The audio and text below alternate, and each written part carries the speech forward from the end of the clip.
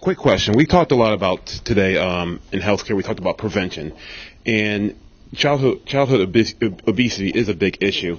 Would you agree that the elimination of physical ed in schools is a problem? And if that's the case, what would you do in terms of adding more funds to education so we can have phys ed class so we can get the kids exercising more in school? Well, it is a huge issue. In fact, I cited statistics that I've been told that literally like 6% of middle school students actually in the country actually have a required physical education program.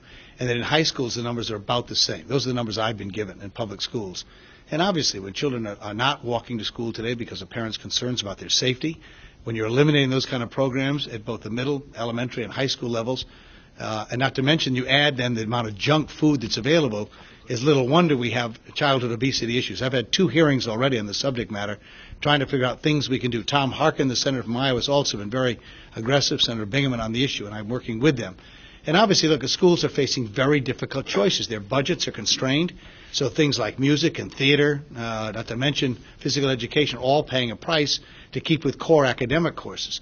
So hopefully we can provide more assistance and support to our local communities so they're not being strapped. No Child Left Behind adds tremendous more cost.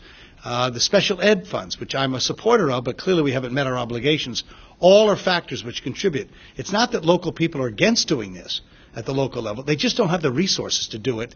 We've got to be a better partner in the 21st century in the education of all children. And frankly, you can't just leave it up exclusively to the capabilities of a community, some of which have the resources, many do not.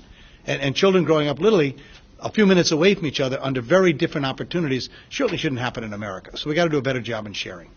We've talked about today in this healthcare forum about prevention a lot, and I think you would agree that childhood obesity contributes a lot in terms of like the increasing healthcare costs.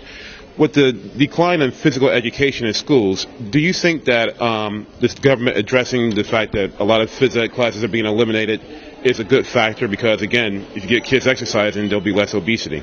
Obesity is an absolute epidemic right now, and you're exactly right that, schools are not the answer here. The families have to set the right, nutritional habits and exercise, regimes for their kids. But, you look across the state and the numbers are startling, how different physical education is from school to school. And the deficits often come in more inner city urban schools. They don't have the playgrounds outside. They have pressures to, spend all of their time teaching to the tests, and so they exclude out physical education either because of space limitations or curriculum requirements. We've got to make physical education and physical exercise, a real part of the school day again. I mean, it's not just about kids going outside and learning some social skills and having some fun. It's about, learning to build and exercise as part of their day. Nutrition is a big part of it, though. I mean, these kids can exercise all they want, but if they're going home, and eating fast food and saturated fats, it's not going to do any good. So we've got to, focus on teaching parents early on the value of nutrition.